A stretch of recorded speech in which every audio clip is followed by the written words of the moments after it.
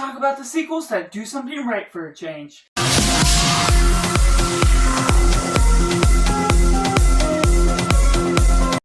Welcome to Cinema, where we focus on a film. I'm Josh, this is Simply Cinema. Today we're going to be talking about our top 10 movie sequels. Make sure to comment down below your list, because this is just going to be my list. It's not looking at the most popular just to be a normal person. This is going to be sharing all my controversial ones that it's going to be completely honest, just about my favorites of what works best for me. But going right into it, coming at number 10, we have the Amazing Spider-Man 2. One, I just really appreciate the craft that is brought to the screen. Andrew Garfield and Emma Stone have just great chemistry on screen, what they have to offer, and Mark Webb is just really excellent at creating the chemistry within the writing. And not only that is it is a romance story, but it is a great superhero story, just with all the great visuals, the craft they put into the villain with Electro and the Green Goblin, how they pull that off, all of these antics that they really drive home with this Spider-Man story, just being able to relate in all the energy that they do with all of the ways they pull about his character, pulling off great character motivations, great drive to the story as a whole, making it to be something that's really special in my eyes, and something that I feel is truly underrated for its own means. And coming at number 9, we have The Dark Knight, one that I just really appreciate from Christopher Nolan, the best of the Batman films of The Dark Knight, just pulling off some great stunts, some great story elements that has some great tropes along the way, just the way they produce the message Joker has to bringing this big threat against the city, trying to prove a point that makes sense by his own motivation, but then having the city have its own way of producing a different outcome, providing something that's really special to the message and themes that's provided, while also having an underrated performance by Aaron Eckhart, being Harvey Dent as the Two-Face, having something really great for his performance, for the ideas as well, integrated that in with Joker, and having something special just with the antics and the drive for the story, having some great action sequences, a great sequel as a whole that really drives home Christian Bale as the Batman, and Heath Ledger as the Joker just as well. And coming in number 8, we have Terminator 2 Judgment Day, one that is truly special for its time in the 90s, just driving home some great antics for the exploration of this sci-fi with time travel, having some great stakes along the way, having some great energy for the action that it pulls off, being so clever and ahead of its time for the stunts it pulls off, for the energy that is driven all throughout, and having some great emotion just with the way they add a character, just a robot that has no emotions, and having great payoff with the way they use the character, with the way there's a simple story where this Terminator is trying to save the future by going back to the past and fighting off the Terminator that's set out to destroy the young boy, and just how they pull this off in this action stunt film is fun, it's clever, and very well told off. And coming in number 7, we have Rambo. Yes, the fourth one in this franchise that many people disregard for its own means, but it is the most violent, and not only that, but well written for the way it integrates these missionaries that aren't prepared for what they're doing when they go into their country. And as a Christian myself, I'm aware that there are those certain circumstances where people aren't as aware or aren't totally prepared for what to expect when ministering or what they're doing. And this is a big, bold movie that isn't necessarily meant to highlight, but it ends up doing that in a way that is really true to the source material of real life story, and bringing in this action star that brings out a big punch and is fun, not only because I love the Rambo character, but because of how they integrate that Christian ministry story into that integrates something that I love from the action side and from the faith-based side, having some great fun and being the goriest, not hiding anything along the way. And coming in number 6, we have Logan, one that is excellent. Hugh Jackman defining his role as the Wolverine. One of my favorite superhero characters of all time, just with the way they divide all the attention to his powers and the grittiness that they finally bring to this franchise for this character that really is well deserving, having some past issues, the way they deal with trauma or other ideas, and dividing the attention to his daughter as well, how they integrate her into the mix, and just being able to pull off the simple story of Logan being this independent superhero that's not really wanting to do much for society anymore, and having to go on one final run that ends up being so special, so gritty, and yet so well written for its own means. But before we go into my top 5, make sure you comment down below your top 10 of all time, and we're going to also go into some honorable mentions. We got Guardians of the Galaxy Volume 2, we have Avengers Infinity War, and Godzilla King of the Monsters, which is an underrated film for its own time. And coming in number 5, we have Harry Potter and the Deathly Hallows Part 2, one that really ends off the Harry Potter franchise and with a bang, just having some great energy to drive the darkness of this franchise home, where it starts on a lighthearted note that's really energetic and fun,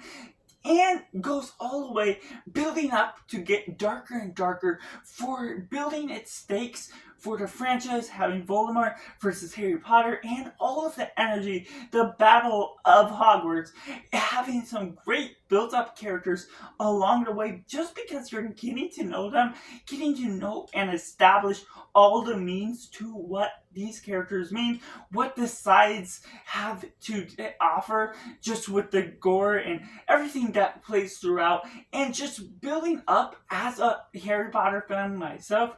just as a young kid, having read the book, and then getting them on screen, just plays off in such a great way that still lands well to this day. At number 4, we have Harry Potter and the Prisoner of Azkaban. I wasn't going to include repeats of franchise, but this is the only repeat of our franchise, so generally for this, it's the time travel film for Harry Potter, and like I said, it is one of the earlier films that I just love as my favorite of the franchise for the energetic and fun. You're still getting the youngness of the kids, but it's also a build-up of getting darker in its tone, in its energy, yet it has the time travel element that makes it so much more special. And as a time travel fan myself, as I've written the Other Dimension book that has time travel in its own means, it has some great vibes, just the youthfulness of these kids, but also getting into the darker tone for Harry Potter, the tale as a whole, and some clever wit along the way that has minor flaws just with the Marauders map, but just how they go about telling this story in such a clever way that it is written, and is just a good ride along the way with great twists, just makes this to be one of the more memorable and one that I just really enjoy watching for its time travel antics. And coming in number 3, we have Dune Part 2. Yes, one that's already arriving early on. I've rewatched it already, so I feel comfortable putting it here, and maybe it'll go up or down upon rewatch, but as of now, the grand scale to this masterpiece is just excellent. Denis Villeneuve bringing out his best for sci-fi as a whole, just crafting something that's very close as an adaptation to the book that I am a huge fan of it, and I just love the characters, how they have great payoff to an already great part 1 to this franchise, and diving into all of these different character struggles of what Paul needs to do to become the Muad'Dib, and the energy that is driven throughout the action battles, but also the diplomatic cultures that you explore within these characters, having these different sides of this religious group and non-religious group believing if Paul is the chosen one in a sense. And while it is a modern day take of this, it was written way back then, so it is still one of the first that inspired so much for sci-fi as a whole going forward from its time it was written, that makes it so clever that it is finally getting a well-deserved adaptation that pays off in so many great ways for being such a grand story. And coming in number 2, we have Lord of the Rings Return of the King, once again having a great payoff to a franchise that is adapted extremely well, and the way they build up all these characters, the way you're getting all these energy driven ideas that is so driven into fantasy realm, creates this world that feels unearthly and yet very down to earth in this world that you want to explore. And yet this is one of the more darker tones because of Frodo's and Samwise Gamgee's stakes that are put on hold as they journey to destroy the ring for the final film. And what they have, all the enemies throughout, Gollum and all of these bigger threats that involve with Aragorn becoming the king, Gandalf being a great wizard, and all of the energy that you get from Legolas, Gimli, having some jokes that play along the way that land really well, but also to being a dramatic tale that has a great epic scale to its nature by the actors and how big the battles are alone, just having a great vibe throughout the whole film that is really emotional and really drives home what this film is ultimately going for as the end of a trilogy. But that leaves at number 1, Star Wars The Last Jedi. Yes, I just always enjoy this film. It is not only important to me because it is the driving force that got me into movies, that got me into watching movies for this channel and starting this channel, but just overall as a film scale, it is epic in the realm that is going. It is daring with Rian Johnson's direction, ambitious to write what he is really going for with these tales. The subversion of expectations, just with what characters they kill off, how they pull off this sci-fi fantasy realm and immerse you into the new rules of the Force that are finally introduced, and these grand jaw-dropping sound effects based on the different implosions of certain battles. And it is a different type of story, from the running out of gas to how they have to run on such a low number of rebels. And while it doesn't end so great with Rise of Skywalker, for me personally, this is a great definition of how to create a great Luke Skywalker. Even though I love how he was in the original trilogy, it's still a realistic approach in a sense that people can change over time. And that's what you can get from this tale, even as unexpected as it was. And while we could get something still extra special if Luke was acting the same way he was in the original trilogy, this is still something that stands out, creating great characters and dynamics that creates a great sequel as a whole, not only as the 8th film, but post Force Awakens, that I just highly enjoy. I cannot express enough how much I still love it for the Snoke idea, for Kylo Ren and his turmoil and struggles inside, trying to find his own side, and just all the ideas and exploitative